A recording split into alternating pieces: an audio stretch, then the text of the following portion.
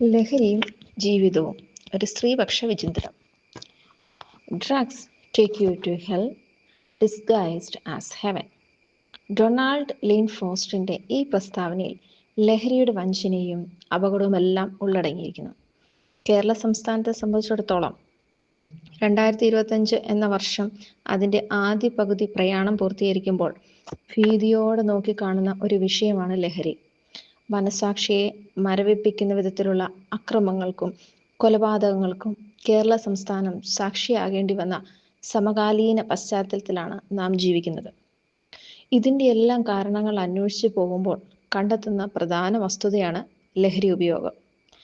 ലഹരി ഉപയോഗിക്കുന്നത് തെറ്റായ ഒരു കാര്യമാണ് എന്നിരിക്കെ തന്നെ അത് ഉപയോഗിച്ചതിന് ശേഷമുള്ള അക്രമങ്ങൾ എത്രയോ പരിതാപകരമാണ് എന്ന് പറയാതിരിക്കാനാവില്ല.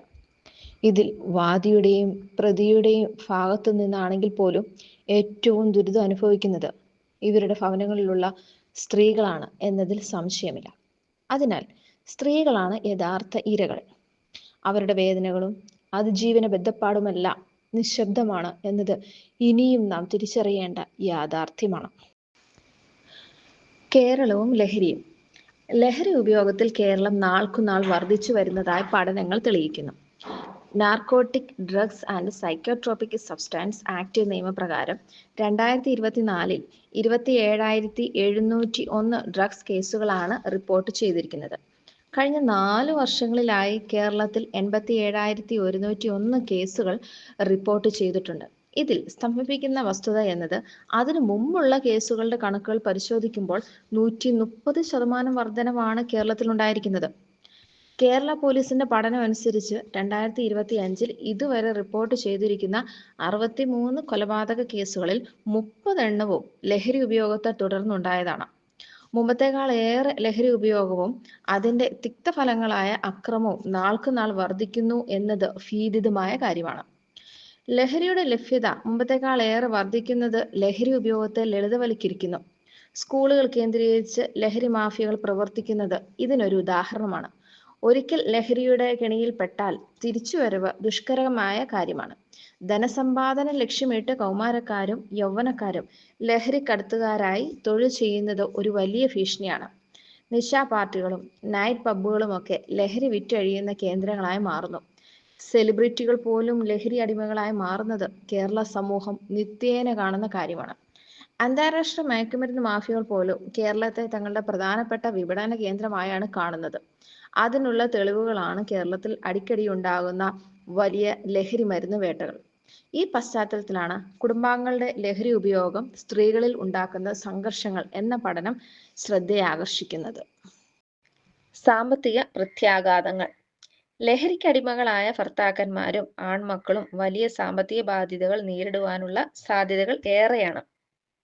ഇത്തരം സാഹചര്യങ്ങളിൽ വീട്ടമ്മമാരിൽ നിന്നും പണം ആവശ്യപ്പെടുന്നതും ലഭിക്കാതെ വരുമ്പോൾ ഉപദ്രവിക്കുകയോ വധിക്കുകയോ ഒക്കെ ചെയ്യുന്നത് ഇന്ന് സർവ്വസാധാരണമാണ്. കുടുംബത്തിന്റെ മുഴുവൻ ഭാരവും പേറേണ്ടി വരുന്ന സാഹചര്യങ്ങൾ സ്ത്രീകൾക്കുണ്ട്. ദൈനംദിന ജീവിത ചെലവുകളുടെ ഒപ്പം കുടുംബാംഗങ്ങളുടെ മറ്റ് ആവശ്യങ്ങൾ ഒറ്റയ്ക്ക് ചുമലിലേറ്റേണ്ട അവസ്ഥ പലപ്പോഴും സ്ത്രീകൾക്കുണ്ട്. പുരയിടവും സമ്പാദ്യങ്ങളും ഒക്കെ വിറ്റും പണയം വെച്ചും ലഹരിക്കായി വിനിയോഗിക്കുന്ന പുരുഷന്മാരുള്ള ഭവനങ്ങളിൽ യഥാർത്ഥ പ്രതിസന്ധി വന്നു ചേരുന്നത് സ്ത്രീകളിലാണ്. സാമ്പത്തിക പ്രതിസന്ധിയുടെ മറ്റൊരു മുഖമാണ് ലഭിച്ച സ്ത്രീധനം കുറഞ്ഞുപോയി എന്ന പേരും പറഞ്ഞുകൊണ്ടുള്ള പീഡനം. ഇവിടെയും ഇരകൾ സ്ത്രീകൾ തന്നെയാണ്. ശാരീരിക പ്രത്യാഘാതങ്ങൾ. ലഹരിക്കടിമപ്പെട്ട പുരുഷന്മാരുള്ള ഭവനങ്ങളിലെ സ്ത്രീകൾക്കും കുട്ടികൾക്കും വളരെയേറെ രോഗങ്ങൾ പിടിപെടുന്നതായി പഠനങ്ങൾ തെളിയിച്ചിട്ടുണ്ട്. പലതും കടുത്ത സമ്മർദ്ദങ്ങളുടെ ഫലമായി ഉണ്ടാകുന്നതാണ്. വിട്ടുമാറാത്ത തലവേദന, ആസ്മ, ഹൃദയരോഗങ്ങൾ, പ്രമേഹം എന്നീ രോഗങ്ങൾ സ്ത്രീകൾക്കുണ്ടാകാറുണ്ട്. എപ്പോഴും സമ്മർദ്ദത്തിൽ ജീവിക്കേണ്ടി വരുന്ന സാഹചര്യം രോഗപ്രതിരോധ ശേഷി കുറയ്ക്കുന്നതിനും കാരണമാകാറുണ്ട്. ഉറങ്ങാൻ കഴിയാത്ത തുടർച്ചയായുള്ള സാഹചര്യങ്ങൾ ശാരീരിക ക്ഷീണത്തിലേക്കും അതുവഴി അനാരോഗ്യത്തിലേക്കും നയിക്കുന്നു. മാനസിക പിരിമുറുക്കങ്ങൾ ഉയർന്ന രക്തസമ്മർദ്ദത്തിലേക്കും ഹൃദയാരോഗ്യം നശിപ്പിക്കുന്നതിലേക്കും നയിക്കുന്നു. ഇതിനെല്ലാറ്റിനും പുറമെ ദഹന സംബന്ധമായ രോഗങ്ങൾ കടന്നു വരുന്നത് സർവ്വസാധാരണമാണ്.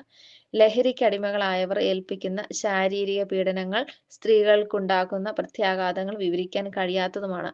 പോഷക ആഹാരക്കുറവ്, ആരോഗ്യ പരിപാലനമില്ലായ്മ, ചികിത്സാ കാലതാമസം എന്നിവയും സ്ത്രീകൾ നേരിടുന്ന പ്രതിസന്ധികളാണ്. ലഹരിയും കുടുംബവും. ലഹരി ഉപയോഗം കുടുംബാംഗങ്ങളിൽ മാനസിക, സാമ്പത്തിക, സാമൂഹിക, ശാരീരിക മേഖലകളിൽ വലിയ വെല്ലുവിളികൾ സൃഷ്ടിക്കുന്നു. വിദ്യാഭ്യാസ മേഖലയിൽ വളരെ ദൂരവ്യാപകമായ പ്രത്യാഘാതങ്ങൾ ഉണ്ടാക്കുകയും ചെയ്യുന്നു. കേരളത്തിൽ പ്രത്യേകിച്ച് കുടുംബസ്ഥരായ പുരുഷന്മാരിലും യുവാക്കളിലും ലഹരി ഉപയോഗം വർദ്ധിച്ചു വരുന്ന സാഹചര്യത്തിൽ കുടുംബാംഗങ്ങൾ നേരിടുന്ന വെല്ലുവിളികൾ ഗൗരവമേറിയതാണ്. മാനസിക പ്രത്യാഘാതങ്ങൾ. ലഹരിക്കടിമപ്പെട്ടവരുടെ കുടുംബാംഗങ്ങൾ മാനസികമായി വളരെയേറെ ബുദ്ധിമുട്ട് അനുഭവിക്കുന്നു. സമൂഹത്തിന്റെ അവഹേളനങ്ങൾ ഏറ്റവും നേരിടേണ്ടി വരുന്നത് സ്ത്രീകളാണ്. കുടുംബാംഗങ്ങൾ തമ്മിലുള്ള ബന്ധങ്ങളിൽ വിള്ളലുകൾ സംഭവിക്കുന്നു. ക്രമേണ അത് വിവാഹമോചനത്തിലേക്ക് നയിക്കുകയും ചെയ്യുന്നു. മാനസിക പീഡനം, സമ്മർദ്ദം എന്നിവ നിത്യ അനുഭവങ്ങളായി തീരുന്നു. മദ്യപ കുടുംബങ്ങളുടെ ചുമതലകളും ഉത്തരവാദിത്വങ്ങളും വീട്ടമ്മമാരിലാണ് വന്നു ചേരുന്നത്. മക്കളുടെ വിദ്യാഭ്യാസം, വിവാഹം എന്നീ കാര്യങ്ങൾ സംബന്ധിച്ച് സ്ത്രീകൾ അനുഭവിക്കുന്ന മാനസിക സമ്മർദ്ദങ്ങൾ വളരെ വലുതാണ്. അതിനാൽ തന്നെ സ്ത്രീകൾ ആത്മഹത്യ ചെയ്യുന്നതിന്റെ പിന്നിലെ ഒരു കാരണം എന്നത് ലഹരിയാണ്. സാമൂഹിക പ്രത്യാഘാതങ്ങൾ.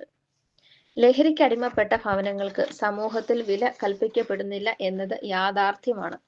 ഇത്തരം ഭവനങ്ങളിലെ സ്ത്രീകൾ അപമാനം, കുറ്റബോധം, ആകുലത എന്നീ മനോനിലകളിലൂടെയാണ് കടന്നു പോകുന്നതെന്ന് മനഃശാസ്ത്രജ്ഞന്മാർ പഠിപ്പിക്കുന്നു. മക്കളുടെയും ഭർത്താക്കന്മാരുടെയും ലഹരി ഉപയോഗത്തിന് പലപ്പോഴും കുറ്റവാളികളായി സമൂഹം ചൂണ്ടിക്കാണിക്കുന്നത് വീട്ടമ്മമാരെയാണ് എന്നത് അപലപനീയമാണ്. ഇത്തരം ഭവനങ്ങളുമായി അയൽക്കാരും മറ്റുള്ളവരും അടുപ്പം കാണിക്കുകയില്ല എന്നതിലൂടെ സാമൂഹിക ഏകാന്തത, സോഷ്യൽ ഐസൊലേഷൻ ഉണ്ടാകാറുണ്ട്. ഇത് പ്രശ്നങ്ങളെ കൂടുതൽ വഷളാക്കുന്നതിനും ഇടയാകാറുണ്ട്. ഇത്തരം ഭവനങ്ങളിൽ സാമ്പത്തിക ആവശ്യങ്ങൾ വരുമ്പോൾ മറ്റാരും സഹായിക്കാൻ തയ്യാറാവുകയുമില്ല. സമൂഹത്തിൽ നിന്നും സർവ്വസാധാരണമായി കിട്ടുന്ന പരിഗണനയും സുരക്ഷിതത്വ ബോധവും ലഹരിക്ക് അടിമപ്പെട്ട ഭവനങ്ങൾക്ക് ലഭിക്കുകയില്ല. ലഹരി ഉപയോഗം പിതാവിൽ നിന്നും മക്കൾ വേഗത്തിൽ അനുകരിക്കുന്നതും വീട്ടമ്മമാരായ സ്ത്രീകളെയാണ് ബാധിക്കുന്നത്. ഇത്തരം ഭവനങ്ങളിലെ വീട്ടമ്മമാർ ആത്മഹത്യയിൽ അഭയം പ്രാപിക്കുന്നതും ഇന്ന് സർവ്വസാധാരണമാണ്. ലഹരി ഭവനങ്ങൾ അസമാധാന ഭവനങ്ങളാണ്. അസമാധാനം അതിന്റെ പാരമ്യത്തിൽ അനുഭവിക്കുന്നതാകട്ടെ സ്ത്രീകളും കുട്ടികളുമാണ് എന്നതിൽ തർക്കമില്ല. അവരുടെ ജീവിതത്തിന്റെ സമസ്ത വശങ്ങളെയും ഇത് ബാധിക്കാറുണ്ട്. അതിലൂടെ ഒരു കുടുംബത്തിന്റെ മുഴുവൻ ഭാവിയും ആശങ്കയിലുമാകുന്നു. ഇതിന് പരിഹാരം കാണുന്നില്ല എങ്കിൽ അത് സമൂഹത്തിന്റെ നിലനിൽപ്പിനെ തന്നെ പ്രതികൂലമായി ബാധിക്കും. അതിനായുള്ള ചില പരിഹാര മാർഗങ്ങൾ കൂടി നാം പരിശോധിക്കേണ്ടതായിട്ടുണ്ട്. ക്രിസ്തുവിലുള്ള സമഗ്രത. വചന മാതൃക. അപ്പോസ്തലനായ വിശുദ്ധ പത്രോസ് തന്റെ ഒന്നാമത്തെ ലേഖനം എഴുതുമ്പോൾ കുടുംബത്തിന്റെ പ്രാധാന്യവും കുടുംബാംഗങ്ങളുടെ ഉത്തരവാദിത്വം വ്യക്തമായി പ്രതിപാദിക്കുന്നുണ്ട്. 3-ാം അധ്യായം 1 മുതൽ 7 വരെയുള്ള വാക്യങ്ങളിൽ നിന്നും ഈ നിർദ്ദേശങ്ങൾ മനസ്സിലാക്കാനാകും. ഇതിൽ ഭാര്യമാരുടെ ഉത്തരവാദിത്തങ്ങളെ കുറിച്ച് പറയുമ്പോൾ അവിശ്വാസികളായ ഭർത്താക്കന്മാർ തങ്ങളുടെ ഭാര്യമാരുടെ നിർമ്മലമായ നടപ്പ് കണ്ട് വിശ്വാസത്തിലേക്ക് വരും എന്ന് സാക്ഷിക്കുന്നു. ഇത് ഇന്നത്തെ കാലഘട്ടത്തിലേക്കുള്ള പ്രവചന ദൂതായി സ്വീകരിക്കേണ്ടതുണ്ട്. കാരണം വചനാനുസൃതമല്ലാതെ ജീവിക്കുന്നവരാണ് ലഹരിക്ക് അടിമപ്പെട്ടവർ.